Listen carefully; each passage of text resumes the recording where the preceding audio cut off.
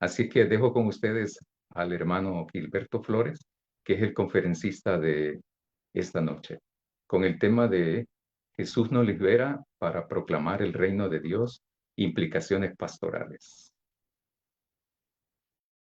Muchas gracias. Gracias por palabras muy conceptuosas. Agradezco. Amadas y amados hermanos bautistas, es un gran placer para mí compartir este tiempo y lo es porque cuando me junto con ustedes siempre termino desafiado, no solo por las preguntas, sino por la trayectoria de la Iglesia Bautista en diferentes momentos de la historia de su país. Queridos hermanos y hermanas, hoy quiero que reflexionemos juntos sobre una verdad fundamental. La Iglesia no existe para sí misma. La Iglesia existe por causa del mundo. La Iglesia existe porque Dios tiene una misión. Dios es el dueño de la misión. La Iglesia no tiene misión. La Iglesia es la transmisora, el instrumento, el canal para el cumplimiento de esa misión. Por lo tanto, no se la apropia en el sentido de la Iglesia pueda decir tengo una misión, sino la Iglesia se une a la misión de Dios y se vuelve instrumento testimonial de esa misión. Jesús, después de resucitar, se presentó a sus discípulos y les dijo, como el Padre me envió, así yo los envío a ustedes. Juan 20:21. Y como esta conversación se da en el marco de la libertad en Cristo, basada en Juan 8, se me ocurre pensar algo que para mí está concatenado. Libertad, paz, reconciliación, justicia, son elementos concatenados de todo el acto misionero de Dios. Por lo tanto, solo los libres pueden hablar de libertad y compartir la libertad. Solo los que han sido liberados de la esclavitud entienden empáticamente a los que aún son esclavos. Lo mismo pasa con la paz. Solo los que han sido pacificados por Dios, han entrado en relación de paz con Dios por medio de la reconciliación, pueden hablar de reconciliación y paz. Y solo los que han sido liberados, los que han sido reconciliados y llamados a la paz, pueden ser apropiados y justos misioneros, misioneras, en el sentido de enviadas como comunidad creyente al mundo. Las palabras de Jesús en Juan 20:21 son el corazón mismo del llamado que nosotros, hombres y mujeres, en la comunidad de fe, hemos recibido. La Iglesia es, pues, apóstol de Dios en el mundo. Ser pastor, ser iglesia, no es administrar un espacio, ni solamente mantener reuniones. Es participar en la misión de Dios en el mundo, no por razones programáticas, sino por la naturaleza de la iglesia y el propósito por el cual existe.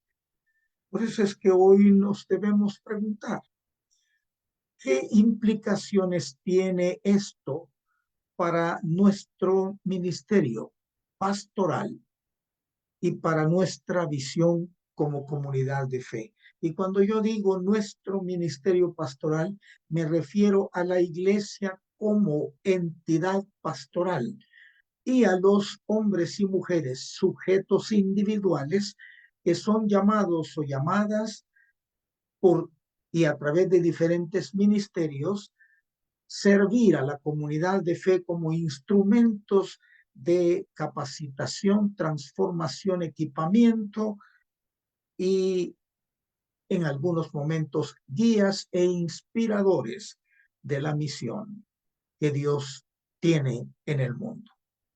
Para eso, pongámonos en perspectiva y por favor miremos el primer asunto aquí, el fundamento bíblico teológico que ustedes y yo podemos compartir. El segundo sería el siguiente, hermano. Aquí está. La primera cosa que debemos manejar es que no existe nada que la iglesia inventa en términos de no solo de la misión, sino de la razón de su existencia. Inventar algo no indica mejorar o empeorar las cosas, sencillamente significa que nos podemos salir del marco correcto, de la espiritualidad correcta de todo acto de la iglesia. Por lo tanto, teológicamente, la iglesia está basada, fundamentada en la manifestación de Jesucristo nuestro Señor. Él es la razón que le da sentido. Por lo tanto, todo lo que la iglesia hace es y está fundamentada en la centralidad de Cristo. Esa palabra es un poco grande y no mucho me simpatiza. Cristocentrismo, pero no encontré otra palabra para decirlo. Toda tarea pastoral, todo acto de la iglesia debe fluir de la centralidad de Cristo. Cristo crucificado, Cristo resucitado, Cristo modelo, Cristo ejemplo y Cristo como el enseñador, mostrador del camino. Y aquí es donde podemos partir agua cuando hablamos de la misión o cuando hablamos de todo acto de la iglesia. Porque si Cristo es el modelo y fundamento, entonces somos deudores a Jesús. Es decir, Él es nuestro acreedor en el sentido que nos ofrece una alternativa para la vida y nos invita a recibirla. Y lo hace de tres maneras. Lo hace con su ejemplo, con su enseñanza y con su sacrificio. Es en Él, por Él y debido a Él que tenemos la revelación de que Dios está en misión desde tiempos antiguos. Y por eso, cuando nos indica, vayan y hagan discípulos entre las naciones o entre la gente, nos está indicando de entrada el primer significado de la aproximación de la iglesia desde la fe y la Biblia con el mundo. Es el amor de Dios al mundo. Vayan al mundo porque del mundo quiero tener discípulos. Del mundo de esclavos quiero tener libres. Y si ustedes ya son libres, vayan allá. El Espíritu Santo ayuda en esto.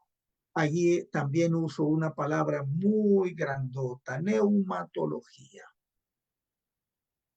En la iglesia cristiana muchas veces se aleja de esa fundamentación espiritual. Le tenemos un poco de miedo cuando vemos los excesos en algunos movimientos entusiastas que se van a extremos que a veces nos hacen sentir incómodos. Pero la iglesia sin espíritu de Dios no funciona, no tiene sentido. Ahí usa el término, es el motor, vamos a decirlo de una manera distinta, es el dínamo de la misión. Jesús dijo que el Espíritu vendría y nos recordaría todo, nos haría decir las cosas y nos animaría a ser testigos y nos capacitaría o nos daría capacidades para servir. La dimensión neumatológica debe ser recuperada en la iglesia, no solo el elemento racional de la fe. Y lo digo yo que me dedico mucho a hablar desde la perspectiva racional o analítica de ciertas cosas, pero en realidad sin espíritu de Dios no podemos hacer nada que funcione de acuerdo a la voluntad de Dios. El individuo pastor y la comunidad de fe, en tanto pastora, que guía y orienta en su comunidad a nuevas formas de vivir y en nuevos modelos de practicar no solo los religiosos, sino las cosas prosaicas de la vida. Si no tiene la capacidad de depender del Espíritu, se le hará muy difícil mantener el cristocentrismo y, obviamente, mantener en perspectiva la misión que Dios le ha dado. Luego viene la dimensión escatológica. La propuesta de Jesús contiene las dos vertientes de la escatología cristiana. El ya, con Jesús presente a través del Espíritu en la comunidad, el reino está ahí.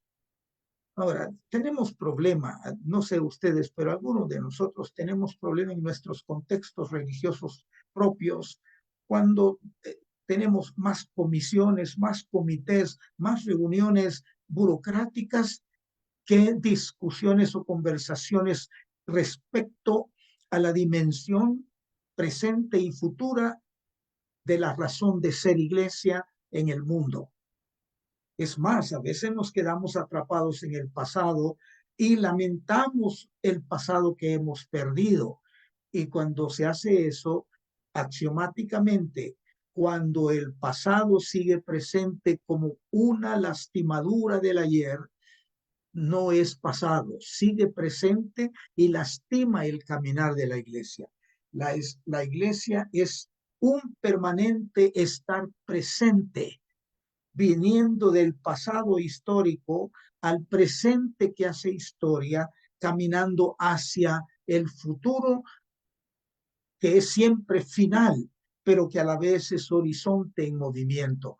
Entonces, en términos de la misión, la iglesia tiene fundamento. La iglesia tiene el espíritu que le da vida, el aliento de vida de Dios para hacerlo. Y tiene dos grandes elementos escatológicos. La fe de que Dios siempre ha hablado y que por lo tanto siempre ha hecho posible su verdad en el mundo, pero a la vez es la iglesia enviada con esperanza. De ahí lo escatológico. Ahora, ¿en qué sentido eso afecta a la dimensión eclesiológica? ¿En qué sentido eso tiene razón para la dimensión eclesiológica? La eclesiología es el caldo de cultivo, donde Dios prepara los modelos que se hacen evidentes hacia el mundo. Por eso hablé de escatología, porque la iglesia viene caminando con una historia de fe que no se puede separar de una historia de esperanza. Y la misión es un acto de esperanza. Es el acto de esperanza por medio del cual los cristianos le afirmamos al mundo de palabra y de hecho que Dios está presente, que Dios, aunque silencioso, escucha, que Dios acompaña, que Dios llora con ellos. Pero Dios no lo hace solo, lo hace con su comunidad de testigos. Por lo tanto, hay que hacerle cambios a la eclesiología. Se dice que una buena teología solo es posible con una correcta, buena eclesiología. Y una eclesiología sin la inserción completa de los que son parte de la comunidad tendrá siempre una cojera en el ministerio. Tendrá momentos fallidos con más frecuencia cuando se convierte el trabajo misionero o el trabajo eclesial en un asunto de especialistas y no en una tarea comunitaria en la que todos aportamos desde cualquier aspecto de nuestras capacidades en el caminar de la iglesia con el mundo, no la iglesia sin el mundo, porque la iglesia es huésped del mundo. Todo esto tiene que ver con una eclesiología distinta, que hay que trabajar más e incluso en los estudios bíblicos y en las reuniones dinámicas de nuestras congregaciones, sería bueno cambiar el elemento puramente racional, reflexivo de los textos y convertir en laboratorio experimental de estas dimensiones eclesiológicas en la comunidad. El siguiente, por favor. Hablemos ahora de las implicaciones para el liderazgo pastoral. Aquí el elemento es más individual, es para los pastores que son llamados específicamente para el ministerio, pero también quiero hacer una observación oportuna. Cuando hablamos de liderazgo pastoral, son todos los ministerios de la iglesia. No son solamente el pastor, el solo pastor, como se dice en inglés, o el senior pastor, o los asociados o los copastores. No, son todos los ministerios, desde el maestro, maestra de niños, pasando por los que enseñan en los seminarios, institutos bíblicos, pero que son miembros de comunidades de fe, porque profesores sin congregación no son buenos profesores. Tiene que haber una conexión con la comunidad. Entonces hay unas implicaciones muy particulares. El pastor es una persona llamada enviada para capacitar y no para ser un gerente que controla. Un conocido mío, pastor de una iglesia histórica y muy grande, de la primera iglesia cristiana no católica de Guatemala, me mostró su programa o su descripción de trabajo. Tenía 43 cosas y ninguna tenía que ver con orar, con estudiar la Biblia y con ser guía espiritual de la congregación. Todo era management. Manejar la iglesia, mantener. El riesgo de eso es que puede convertir al pastor en proveedor de religión y a la iglesia en consumidora de religión, y crea una separación elitista en el proyecto de iglesia, el que sabe y orienta y el ignorante que recibe. El resultado es que crea una polaridad donde predomina más el elemento negativo que el elemento positivo de una polaridad. Formar discípulos es la razón de ocurrió cambiar eso, y hemos luchado con eso en mi propio ambiente y en mi propio ámbito de trabajo, en la idea de que el pastor se sienta en la oficina y administra, y le piden cuentas de administración. Y algunos dicen, sí, pero tenemos un comité de misión, tenemos una comisión de misión, tenemos una comisión de esto, de lo otro. Ese no es el punto. El punto es que la iglesia no es una agencia de programas.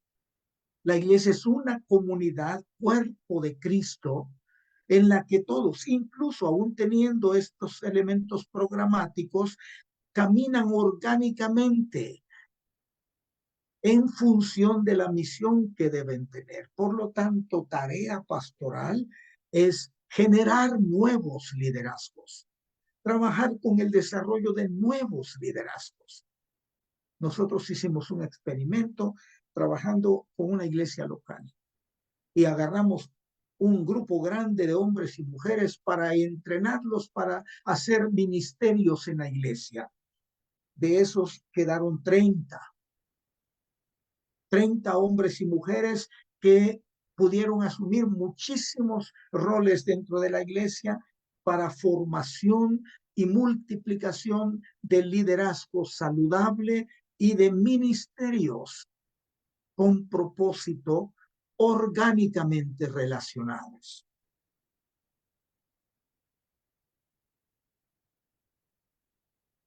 También el pastor, como individuo, está llamado al proceso de acompañar pastoralmente. Una de las tareas más complejas del pastorado es el pueblo. Las otras dos tareas son complejas, pero nadie las ve. Es Dios y las escrituras. Esos dos, ese eje Dios-escrituras, no se ve. Solo se va a percibir en el proceso del trabajo pastoral. Pero el trabajo con la comunidad de fe, que es el tercer elemento de la pastoral, esa sí se ve.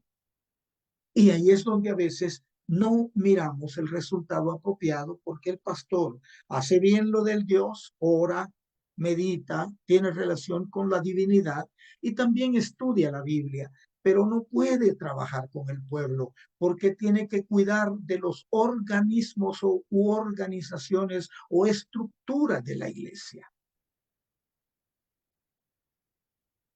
La misión, por lo tanto, se ve afectada, porque sin el desarrollo continuo de discípulos, hombres y mujeres, es muy difícil trabajar lo misional de la iglesia. Aquí es donde digo que la misión es más que simplemente abrir un lugar de estudio o un lugar de predicación. Es relaciones con la comunidad. Por lo tanto, es anuncio, es acción y es profética.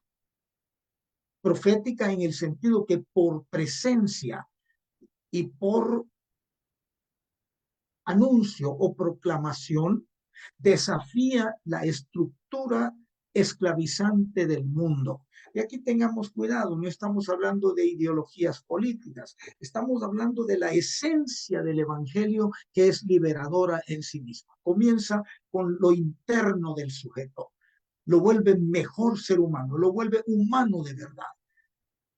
A partir de ahí, el humano de verdad es empático con el mundo que lo esclavizaba o a los esclavizados del mundo, perdón, y va hacia ellos con el anuncio que encierra su propia vida, que contiene su propia existencia.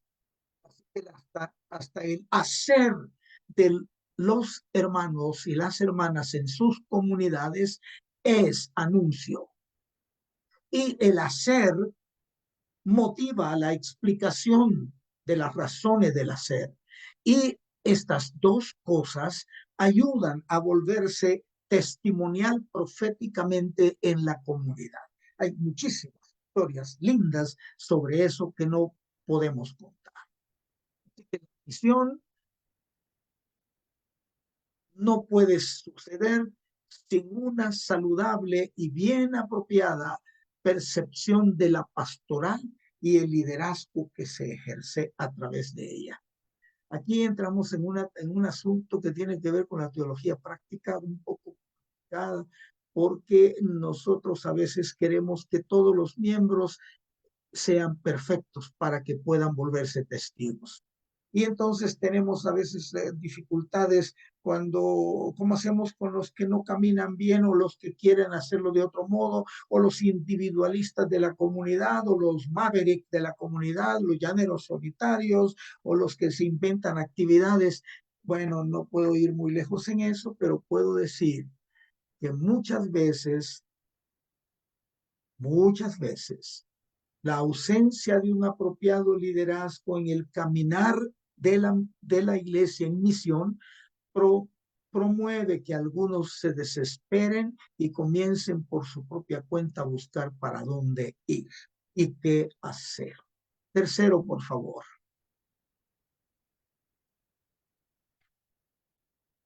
Las implicaciones, aquí no voy a... La misión no se limita al púlpito. Cada culto debiera terminar o debería terminar no solo con una bendición pastoral, sino con un envío que a la vez es un reto, un desafío. Abraham Lincoln asistió al culto un domingo en una iglesia y cuando iban de regreso le dice su ayudante qué le pareció el nuevo pastor que tenemos en la iglesia. Él dice, muy bien, está joven, Y dice, ¿y qué le pareció la predicación? Excelente, es muy buena, muy bien planteada. Y entonces le dice, conociéndolo bien el ayudante, pero, y él dice, pero no nos desafió, no pasó de informarnos, no nos desafió.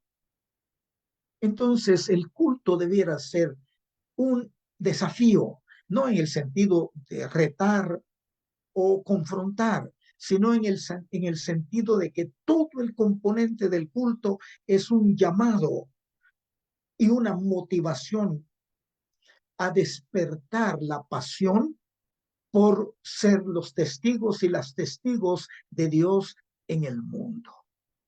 Que cada uno al salir sea capaz de hacer y volver vida aquello que escuchó y de sentirse desafiado y desafiada a caminar con lo recibido como recurso para la propuesta de Dios para el mundo.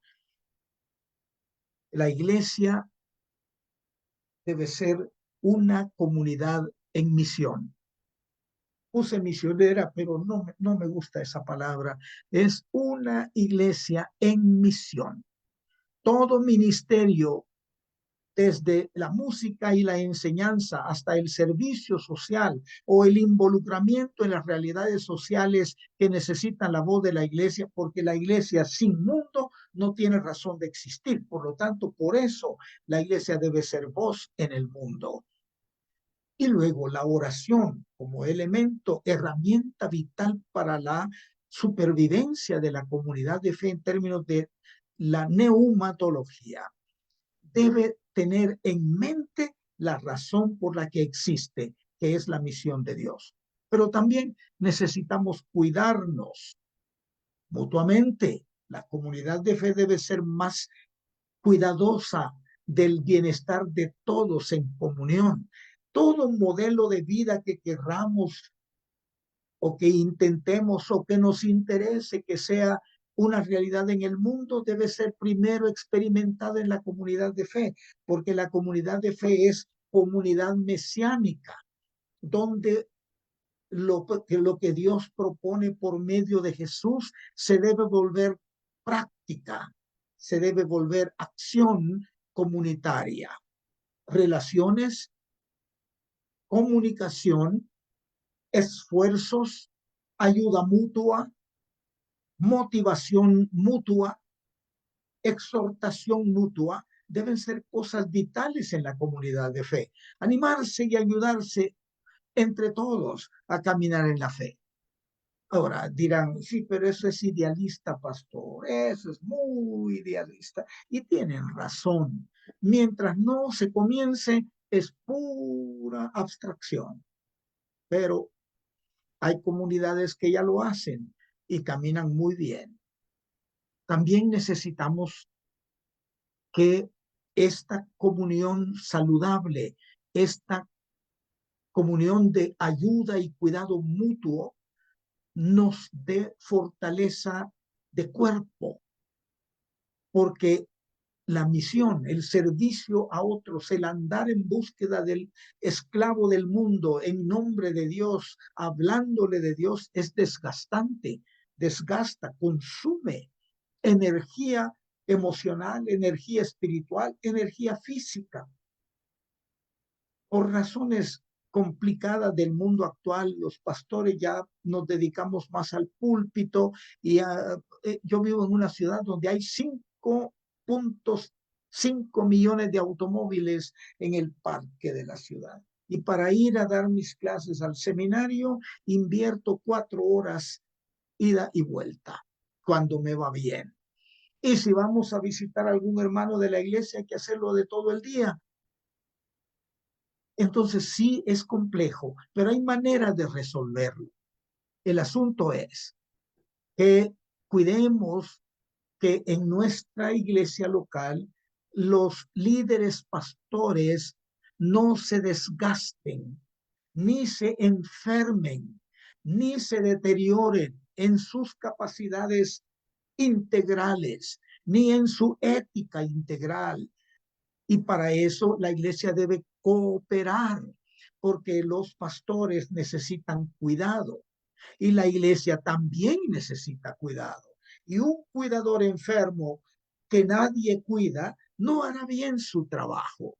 La misión florece cuando hay equilibrio entre servicio y espiritualidad, entre entrega y descanso. La cuarta, por favor, implicaciones contextuales.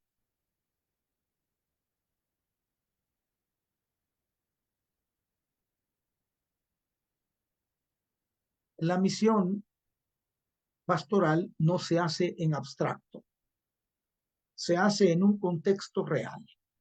Implica encarnarnos en la realidad de nuestro pueblo, en sus miedos, en sus tristezas, en sus dificultades, en sus pasiones, en sus esperanzas. No me refiero a los pastores, me refiero a toda la comunidad de fe. Requiere esta atención. ¿Por qué un hermano en la iglesia está desanimado? En términos de la pastoral típica, es que hay algún mal espíritu que le está molestando o hay algunas pruebas que está pasando.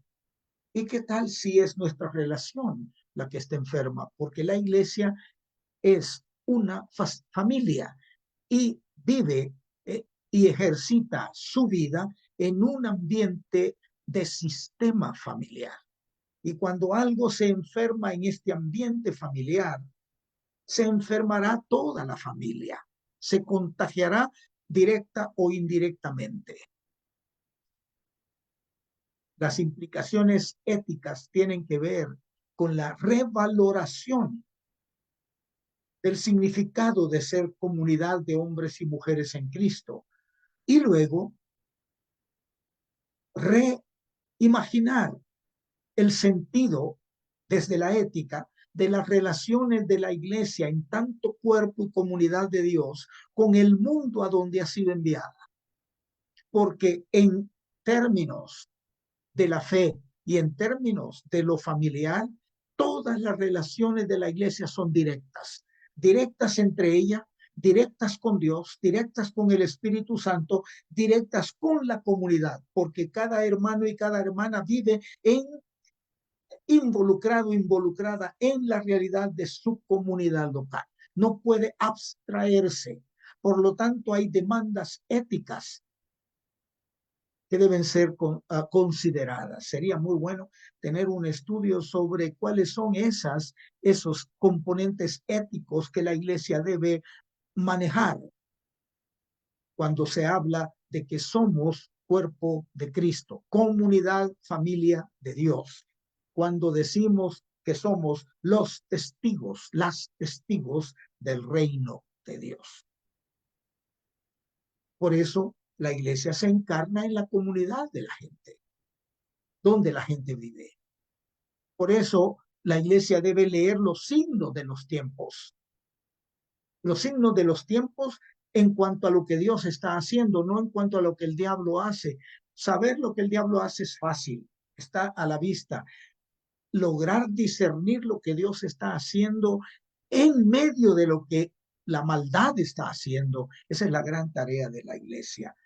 Porque para poder ser éticamente influyente en la comunidad, la iglesia tiene que contextualizar su presencia en el mundo. Contextualizarla no indica dejarse correr por corrientes ideológicas. Todos tenemos alguna forma de ideología. Más bien, lo que implica esta contextualización se dice mejor cuando usamos el término encarnarse. Se encarna, es decir, se vuelve parte de una realidad de la que no puede excluirse ni excusarse.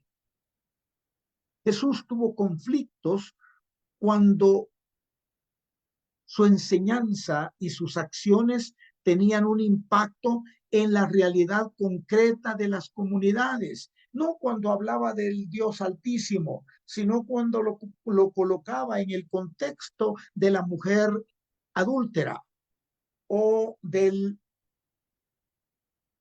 fariseo hipócrita, cuando confrontaba la religiosidad popular y acusaba a los líderes religiosos de promover ese tipo de religiosidad para mantener el control de sus comunidades. Jesús tuvo problemas por eso. Y por eso fue que murió, porque no les gustó. Los judíos, pueblo, no mataron a Jesús. Fueron los líderes religiosos los que mataron a Jesús. Las personas escuchaban y observaban y se admiraban de Jesús, porque hablaba como o diferente, porque actuaba diferente y porque vivía de diferente manera. La misión no es proselitismo. Por eso la ética es importante. No se manipula a nadie. Hay que tener coherencia entre la predicación y la acción, entre lo que se dice y lo que se hace, porque la credibilidad de la iglesia se ha deteriorado en el mundo. Se ha deteriorado por muchas razones, no ajenas a nosotros, sino inherentes a nuestra manera de percibir lo que en el Nuevo Testamento es bastante claro, pero que para nosotros resulta a veces confuso. Por eso, cuando hablamos de transformación social, sigamos este principio. Hay que hacerlo desde el Espíritu de Cristo, no desde el espíritu de mis pasiones o de mis intereses, en el Espíritu de Cristo, que tenía 4 manifestaciones hermosas. La primera era la verdad. La segunda era la propuesta de caminar. Y la tercera era la esperanza. Y la cuarta, la encarnación con la realidad del mundo. Hablemos ahora, y aquí voy a detenerme un poco de más tiempo, y aunque no termine toda mi ponencia, creo que el pastor Walter la tiene, y si algunos la quieren tener, pueden hacerlo, solamente que no la vayan a vender, por favor. Pongámonos aquí en contexto con los desafíos actuales. Miren el mundo que tenemos. Está secularizado desde hace tiempo, pero cada vez es mayor. Y uno se debe hacer la pregunta, ¿cómo se puede anunciar el evangelio en un mundo así? Pero ¿qué significa la secularización? Es una indiferencia consciente, voluntaria e intencional acerca de Dios. No nos interesa lo religioso, mucho menos lo espiritual y mucho menos la iglesia. A veces dicen que Jesús sí, pero la iglesia no. Y a veces dicen los pastores no, pero Jesús sí. Es un proceso cultural e histórico en el cual las sociedades modernas y ahora posmodernas desplazan a lo religioso de los espacios públicos, relegándolo a la esfera privada. Vive tu religión en privado, dicen. Haz tus cosas de fe en privado, pero en el mundo sé como los demás, porque no entienden que un cristiano no puede ser como los demás. La palabra santo no significa mojigato. La palabra santo significa único, original, excepcional, distinto, diferente. Por eso Dios es 3 veces santo. Es totalmente diferente y totalmente único. Los cristianos somos santos en el sentido de esa peculiaridad, particularidad de que expresamos, manifestamos de palabra y de hecho que Dios vive en nosotros y que Jesús se expresa a través de nosotros. Es un dilema espiritual muy grande para nosotros, muy complicado a veces. La secularización es un mundo indiferente a Dios. Es un mundo indiferente religiosamente. Empuja la privatización de la fe. En Estados Unidos, por ejemplo, ya no se puede hacer oración pública. Si uno va a un restaurante y ora en voz alta, el vecino se puede quejar a la administración de que alguien está haciendo religión pública.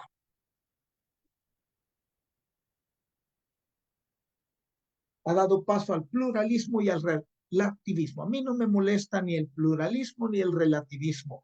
Lo que me incomoda es que los cristianos no sepamos manejar esa dificultad que nos plantea. Se considera que todas las cosas o las creencias son igualmente válidas y por tanto ninguna tiene autoridad sobre asuntos públicos.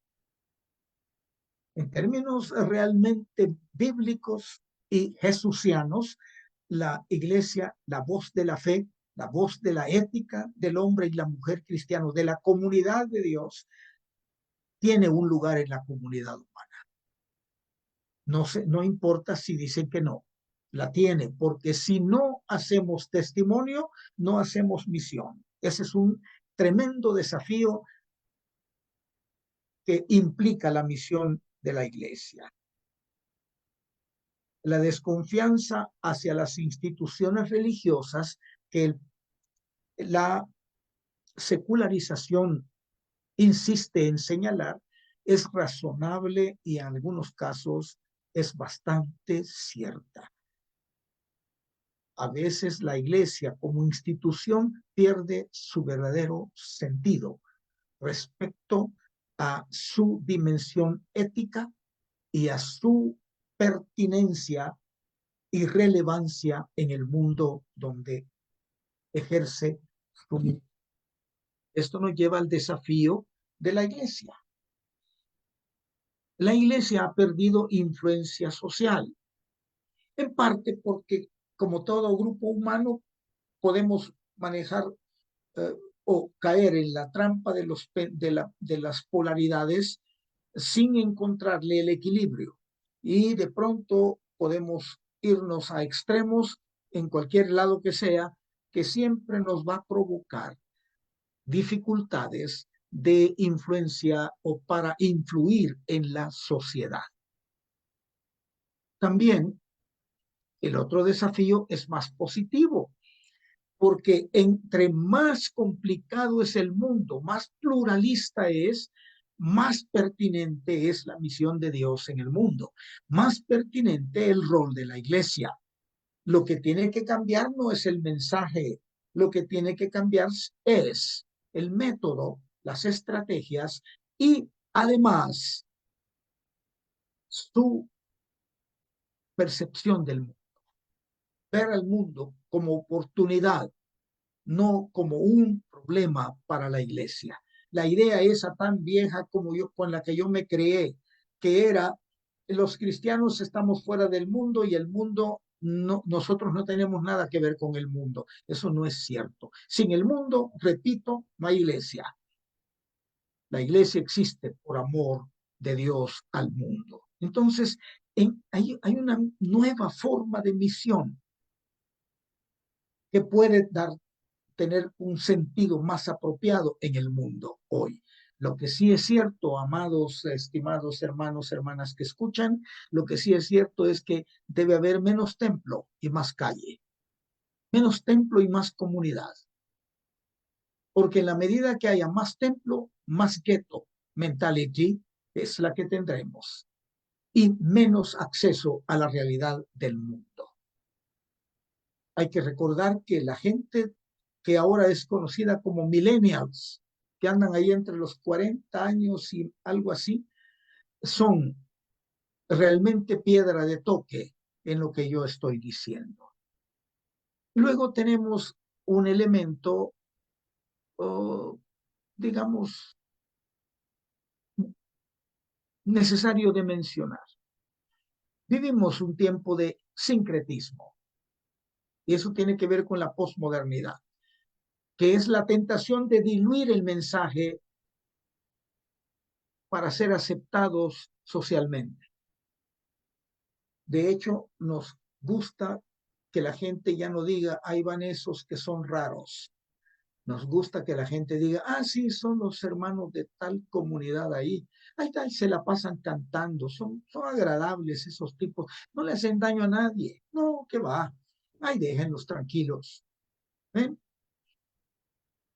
Y entonces nos vamos volviendo, mimetizando la sociedad. mimetizando en las comunidades. El peligro de eso es que de pronto, queriendo ganar al mundo, el mundo nos gane a nosotros y terminemos atrapados dentro de nuestra propia realidad de fe en una especie de limbo del mundo, a favor del mundo. Hay que desear y orar que seamos aceptados socialmente para que no nos persigan. No es necesario que nos persigan. No debemos desear ser perseguidos. Es muy difícil eso, muy complicado y hace llorar. Yo puedo asegurarles que hace llorar.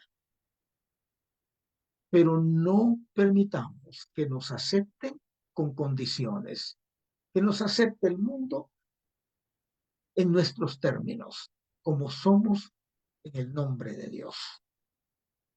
El desafío siguiente de la iglesia es el asunto de cómo hacer para que el testimonio sea éticamente apropiado y que sea comunitario a la vez. Que no sean algunos individuos de la congregación que sobresalen y hablan en términos de lo que sea y de las cosas y temas que sean de la comunidad, pero la iglesia ni le importa, ni le interesa.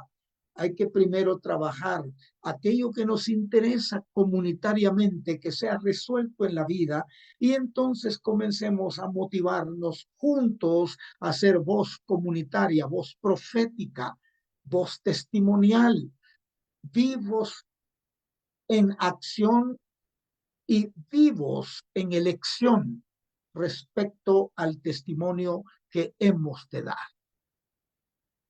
Nos encontramos con otro desafío para la iglesia, que es el testimonio ético y comunitario. Digo, la fragmentación social, perdone. Vivimos en sociedades polarizadas cuando le va bien o completamente fracturadas cuando le va mal. Y eso incluso afecta a la iglesia local, a la hermandad, porque esas fragmentaciones, esas rupturas sociales penetran la vida de la iglesia. Y Pablo dice, ustedes van a tener contiendas y dificultades, y dice Pablo, y lo entiendo, es normal entre los seres humanos, pero tenemos un guía que nos puede ayudar a manejar eso de otra manera. Es el Espíritu de Dios, la neumatología, que nos puede ayudar más. No es un programa que nos puede ayudar. Es la transformación permanente de la entidad ética, moral y humana de la que somos poseedores. Ahora, esta sociedad fragmentada insiste en el individualismo creciente. Yo no sabía y me encantaba Walt Whitman, el poeta estadounidense, y me sabía de memoria casi todos sus versos de Hojas de Hierba. Pero estudiando un poco sobre religión civil, descubrí que lo consideran el profeta del individualismo norteamericano. ¿Qué tal? Y nosotros tenemos en la iglesia local, en las iglesias locales, una tendencia ya cada vez más evidente a lo más individualista posible y a lo menos comunitario posible. Y nos acercamos hasta los negocios eclesiales desde los individualismos. Es que a mí eso no me gusta. Incluso cuando vamos a valorar o evaluar el culto, preguntamos, ¿le gustan los cantos que cantamos? ¿Le gusta el sermón que se predica? ¿Le gustan los testimonios cómo se dan? ¿Le gusta cómo se decora el templo? Y la persona dice, me gusta, no me gusta, más o menos, no lo quiero, me gustaría de otra manera. Si en la iglesia el culto y todo lo que se hace no es para que me guste a mí, es para que le guste a Dios. Pero cuando nos manejamos desde el individualismo, vamos fragmentando incluso el sentido de la fe. Este sermón me gusta porque apela a mi egoísmo, este no porque me desafíe en mi egoísmo, por ejemplo. Cada quien por su lado. Ese es el asunto. Luego tenemos la polarización política y cultural, la pertinencia o pertenencia a ideologías. Miren, ya dije que todos tenemos ideologías, pero los cristianos no podemos divorciar a Cristo de nuestras ideologías, porque entonces haremos desde una espiritualidad equivocada el bien que queremos hacer. Por lo tanto, hay que ser suficientemente maduros o madurar para entender que el mundo se polariza política y culturalmente periódicamente. Periódicamente. Por ejemplo, ahora hemos salido de los 1700 hasta el año 2000, hemos ido saliendo de la modernidad y entramos a la posmodernidad. Eso no lo podemos controlar nosotros, pero sí podemos entender cómo manejar ese nuevo componente de la cultura del mundo, pero no podemos dejarnos dominar por ella. Lo mismo pasa con las ideologías, vienen y van, van y vienen todo el tiempo, porque por eso son ideologías. La propuesta de Jesús no fue una ideología, la propuesta de Jesús fue un proyecto de vida. Por eso a Dios se le llama el Dios de la vida. Y por eso a la iglesia se le dio el mensaje de la vida, que es el mensaje del reino de Dios. Luego tenemos las desigualdades económicas. Todavía hay algunos que creen que las desigualdades económicas son divinas, así lo quiso Dios. Y otros que también creen que no, que las desigualdades se pueden borrar por carpetazos o por lo que sea. Las desigualdades económicas se empiezan a resolver en la comunidad de fe primero para entender el dilema dificultoso de lograrlo en la sociedad. Hay varios ejemplos que modelan algunas prácticas o acercamientos que podríamos tener. ¿Cómo hacemos para que no haya ninguno con necesidad en nuestra comunidad de fe? Ahí podemos comenzar. ¿Cómo hacemos para que no falte el pan en la casa de alguien de nuestra comunidad de fe? Ahí podemos comenzar.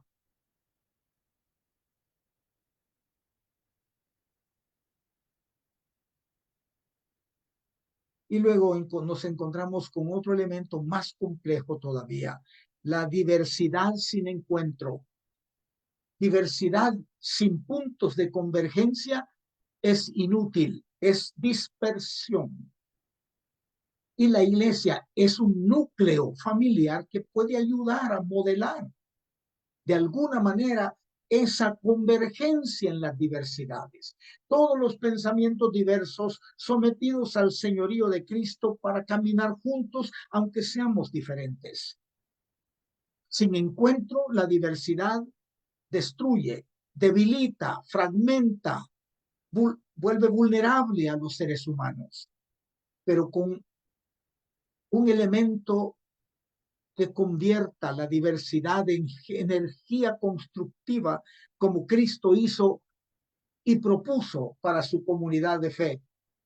Uno de los versos bíblicos más bonitos en el libro de los Hechos es el que dice, y eran todos de un mismo sentir y de un mismo parecer, y tenían comunión, y estaban juntos, estaban unidos. No quiere decir todos eran iguales y todos pensaban igual.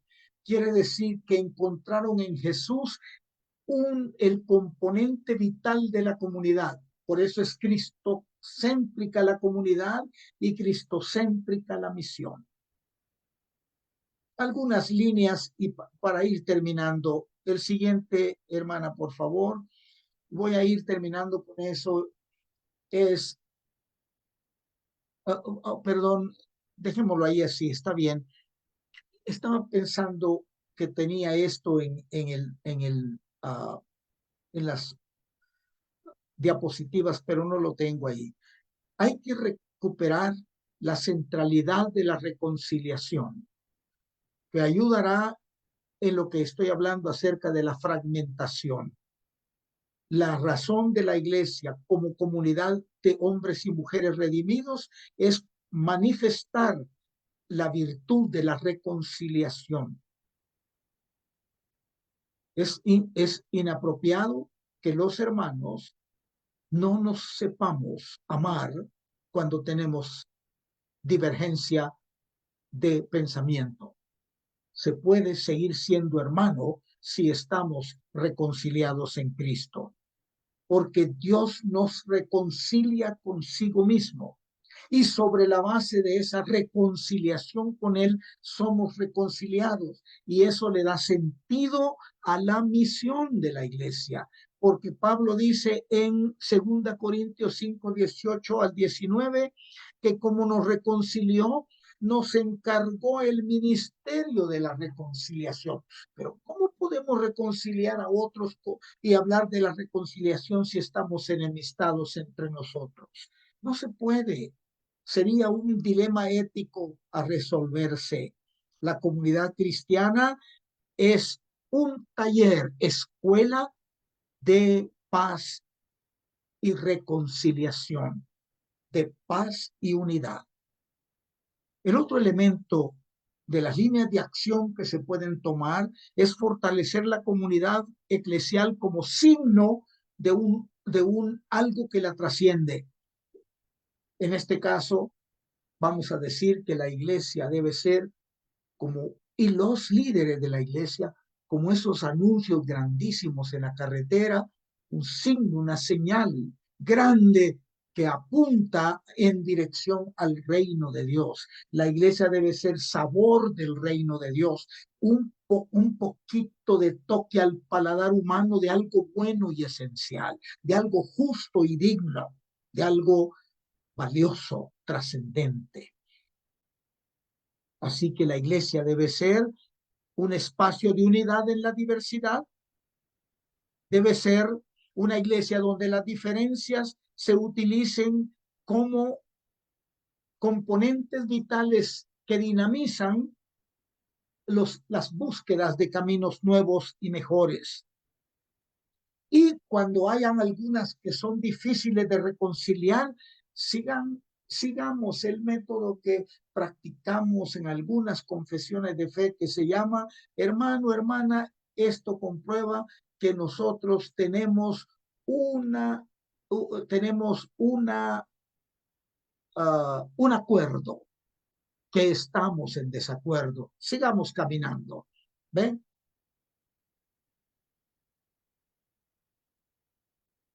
Debemos cambiar nuestras formas verticales de trabajar y buscar un poco de mayores prácticas de escucha y acompañamiento. Los pastores pueden ejercer eso más a menudo cuando escuchan, pero cuando están tan atareados, ajetreados con muchas agendas, les cuesta tener tiempo para escuchar a los hermanos. Y al escuchar a los hermanos es que uno aprende teología. Al escuchar a la gente que sufre o a la gente que se goza, el testimonio de cada hombre y mujer de fe en su comunidad, estamos aprendiendo de la teologización que esos hermanos hacen de su entorno y su realidad. Por eso hay que escuchar más. También hay que trabajar un poco más en la iglesia, en la comunidad entera, sobre la formación ética social de la iglesia. Algo más que ayude de una manera más directa, cómo se puede ser más socialmente conectado, teniendo en cuenta la singularidad de nuestra identidad cristiana y la realidad confrontadora del mundo donde somos cristianos. Hay que promover proyectos comunitarios donde todos puedan unirse, no los especialistas o los que quieran, o los que tengan interés en alguna cosa en particular, sino todos. No quiero alargar esta conversación. Voy a terminar acá. Mi propuesta para responder al tema que se me asignó, pero lo leen si los hermanos pastores lo quieren compartir, yo estaría contento que lo hagan y que lo puedan leer y criticar incluso hoy mismo los que quieran criticar aquí quiere decir valorar negativa o constructivamente lo que hemos hablado, los que quieran hacer una pregunta o los que del todo dicen, bueno, esto no es relevante.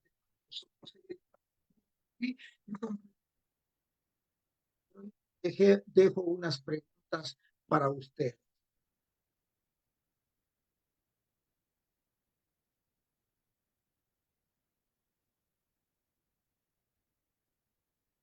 Creo que también se me han perdido en el documento ahora, así que solo cierro con esto.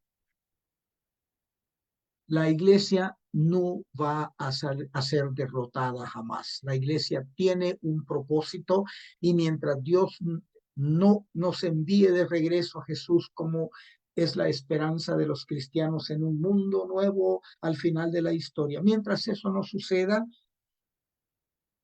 Dios tendrá a la iglesia como testigo.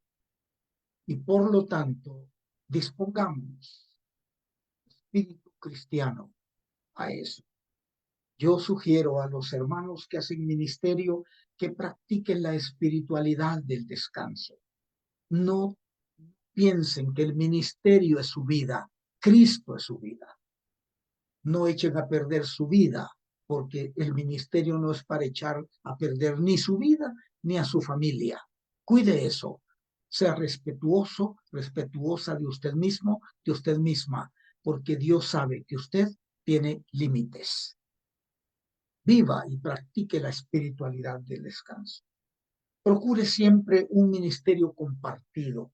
Esto indica no solamente que otros trabajen con ustedes en la iglesia, significa que tenga amigos que le sirvan de compañerismo y de sistema de apoyo fuera del ámbito de la iglesia local, para que tenga usted la bendición de compartir los ayes y los goces del ministerio fuera de la vulnerabilidad del ministerio dentro de la congregación. Búsquese un espacio saludable. Cuídese integralmente para que pueda cuidar a la iglesia integralmente. Renuévese misionalmente todo el tiempo para que pueda ayudar a la iglesia a encontrar nuevas maneras de hacer posible lo misional. Esas son cómo se entiende la misión en nuestra comunidad, como programa o como identidad de la iglesia. ¿Qué prácticas pastorales está fortaleciendo o debilitando la conciencia misional de la iglesia? A veces son las peleas, las discusiones, la idea de que este programa nuestro es más importante que el otro, la misión, el programa de misión más importante, mayordomía de la iglesia. Los dos son importantes, pero la iglesia no necesita programas para hacer misión. La iglesia debe estar toda en misión, toda en misión. ¿Cómo hacerlo? No da tiempo para decirlo.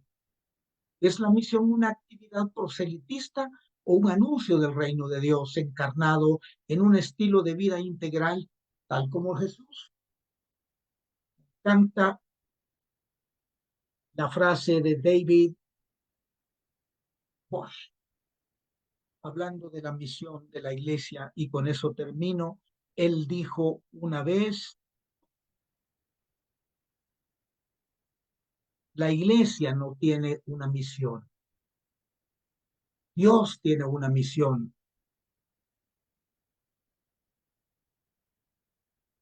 Y Dios tiene una iglesia para la misión. Me encanta pensar en eso. La iglesia no es dueña, sino servidora de un proyecto que la trasciende. La iglesia que entiende su propósito y su naturaleza no desfallece. Dios tiene una iglesia para su misión. La iglesia es sierva de esa bendita misión. Paz de Dios para usted.